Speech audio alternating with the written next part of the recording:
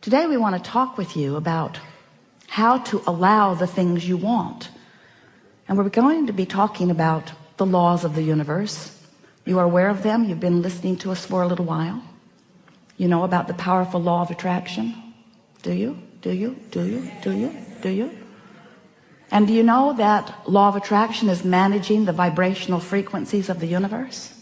And do you know that you are a vibrational being first and foremost? So you're always transmitting a signal. And whatever you are giving your attention to is causing you to transmit that signal. So law of attraction is matching the signal that you're transmitting, not yesterday and not tomorrow, but now. Matching your now signal, matching your now signal. So what do you do about your now signal? How do you prepare your now signal? How do you approach this world? Here you are in your flesh, blood, and bony bodies, mostly not even recognizing the fact that you are vibrational beings, that you are transmitting and receiving mechanisms in a universe that's managed by law of attraction, who is managing all of those transmissions. So do you like knowing that you are vibrational? And do you like knowing that there's a way to know what your vibrational output is? Your emotions tell you, don't they? Your emotions let you know whether in this moment what you're broadcasting with your mind, with your thoughts, with your words, what you're broadcasting, whether or not it matches who you really are and all that you've come to. We've been talking to you for a while, and we've offered a whole lot of ways of helping you to reorient yourself. Reorient yourself into the realization, to the remembering that you are vibrational beings. Because when you remember that, and when you get a handle on what you're broadcasting, and then when you practice what you're broadcasting consistently, so that you get a vibrational rhythm going, law of attraction will make it easy for you to keep whatever momentum you've got going. In other words, if you're noticing something, you offering a vibration that matches it. And since you're now offering a vibration that matches it, you're going to realize it more, because what you're offering vibrationally and what you are now realizing is going to come back to you more and more and more. Sometimes our physical friends say, but wait, couldn't someone just change what I'm observing so that when I observe something that's really good, I will offer a signal that is really good, and in offering that signal that's really good, then I'll get more of what's really good. And we say it does work like that. But there's a faster way of going about this, and a way that will always work for you. And that is, if you will decide that you don't need to wait for something good to observe before you broadcast a signal that matches something that you consider to be good, then you're going to tune your frequency so that only things that would qualify in the category of what you consider to be good can be realized by you. What do you think about that word realized? Realized. Not so much, huh? Well, we really like it. We really like it. So we're going to give you just a very brief explanation of who you are and who we are and how we all fit into this together. And then we're eager to talk with you about anything that matters to you. Don't worry about us. We will wedge our message in the crack. So you are vibrational beings, and you are source energy beings, and you were source energy before you came into this body. And even though you are now in this body, you are still source energy. In fact, you are still more non-physically source energy vibrational beings than you are this flesh, blood, and bone version that you think of mostly as you. So here you are in your physical body. A part of all that you are is focused here. And as you explore the variety, just as you knew you would, in this magnificent leading edge environment, which is the leading edge of all creation, as you explore it from your personal point of view, you come to personal awarenesses and decisions of what you would prefer, how this can be better, how this can be better, the improvement in that, the improvement in that.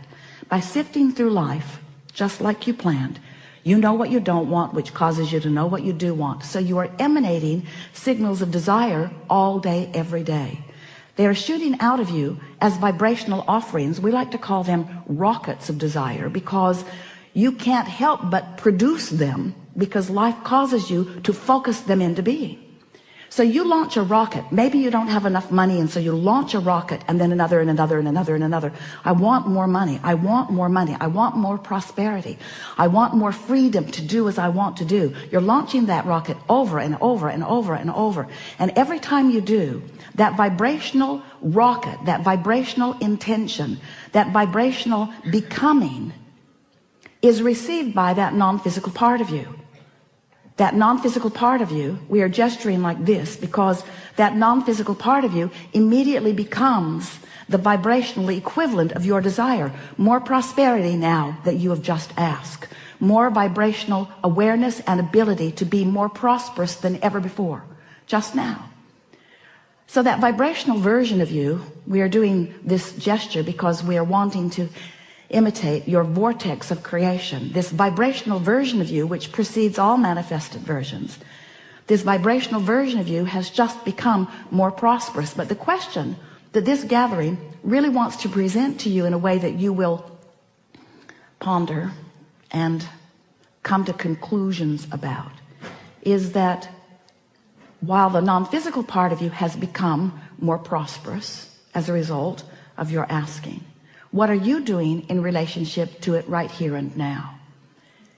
And for the most part, when you launch a rocket of desire, it's from an awareness of the contrast. So you are most likely more aware of what you don't want than of what you do want, even though what you do want has just become focused upon by the source within you. It's more powerful now than it has ever been before. Now you can tell by the way you feel whether your focused thought in this moment matches that one. If it does, you feel elation, you feel excitement, you feel eagerness, you feel vibrationally up to speed with who you have really become. But if you're pensive, if you are fearful, if you are worried, if you are ornery, if you are unhappy, if you are feeling negative emotions, those negative emotions, in fact all emotions, are your indicator of how matched you are to who you really are or how mismatched. Whether you are allowing your connection, allowing yourself to be the realizer of what you're asking for, or whether you're on some frequency that is preventing your full view of it. Because it's not that someone else is ever withholding anything from you, but you may very well be vibrationally mismatched so that you are not seeing, hearing, smelling, tasting, touching. You're missing the clues because you're vibrationally out of whack with what you set into motion, with what you ask for, you see. So we've been calling this gathering for a while the art of allowing, and it really is an art that you will nurture. It's the art of getting up to speed with who I just became. Life just caused me to become more, but if life has just caused me to become more and I'm beating the drum of my justification of why I need that or want that, I want that because I want it because I don't have it. We're beating the drum. I want that because I don't have it. I want that because I think I should have it. That person has it, and that person has it, and that person has it, and that person has it. Why don't I have it? And in that question of what's missing, you are fostering, encouraging, continuing to practice a vibrational frequency that prevents you from realizing what you're asking for. So in order to make this really clear for you, in order to make this so that you can really understand how it works, because we know in your ability to translate vibration, you are so good at it. You are seeing and you are hearing and you are smelling and you are tasting and you are touching. You are so good at translating vibration, you don't even know that you are doing it. You're so good at translating the vibration of this universe into something that you can realize that you don't recognize that you are doing that. So we are presenting to you some explanations of how these laws work in order to help you understand where, if we were standing in your physical shoes, we would put our emphasis on this eternal path of never-ending expansion. And from our point of view, this eternal path of never-ending joyous expansion is supposed to be fun. It is supposed to be fun. It is supposed to feel good. It is supposed to fulfill you every step of the way. And if there is anything less than that happening, then you're pinching yourself off unnecessarily.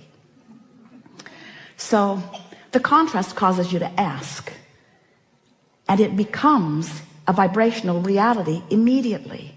And our physical friends say, well, that's very nice for someone, that it is now a vibrational reality.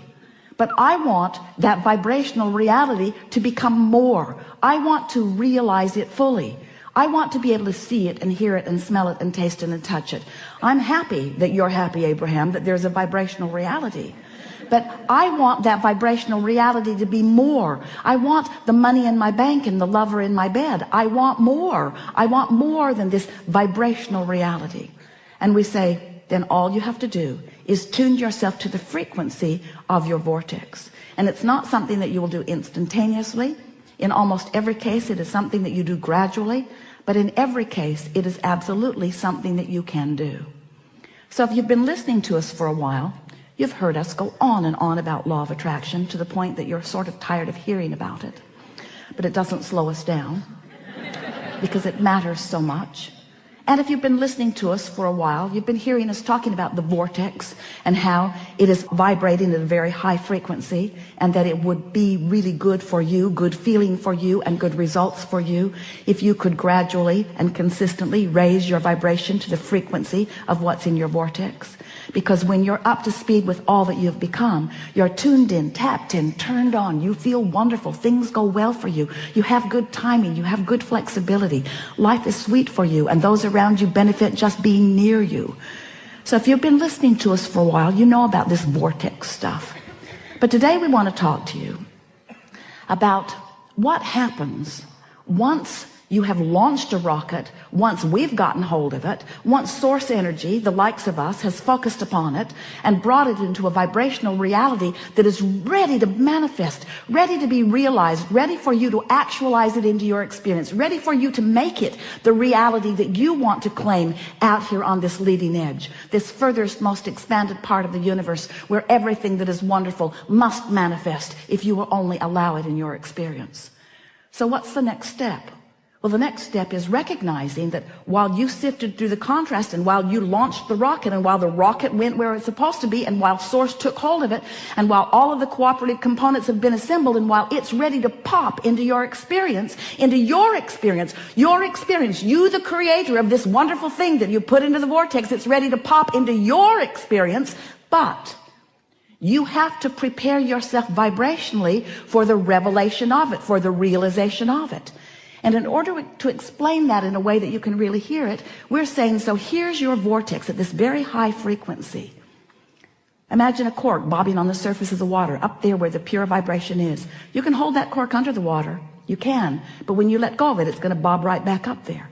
So when you stop doing those things you do that hold your cork under the water, you'll bob right back up, and you'll be a vibrational match to that which you want.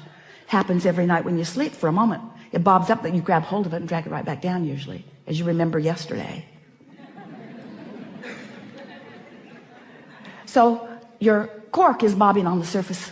And when your cork is bobbing on the surface, when what you are thinking about in this moment, when what you are giving your attention to is absent of resistance, when you're not doing that thing you do that makes you feel uneasy, when you're not introducing into your vibrational frequency unwanted things, better said, when you are in a place of allowing, when you've been meditating, when you've been praising, when you've been appreciating, when you are tuned in, tapped in, turned on, when you are in love, when you are in that high-flying good feeling place, when your emotions are telling you how good you are feeling, then you are a perfect vibrational match to what's in your vortex. And what's in your vortex then, through the path of least resistance, can flow easily into your experience. But the realization of it is yours. We call that your grid filling in. Humans often call it, it's when inspiration comes. It's when you just have that feeling about something. So the grid fills in all kinds of wonderful ways. The first evidence that you're up to speed and your grid is filling in with the contents of your vortex is you just feel wonderful. You feel good, you feel elation, you feel clear-minded, you feel inspired. An idea will flow in, and when the idea comes, you'll know it's a good one. You'll know it's a good idea. It's the grid filling in.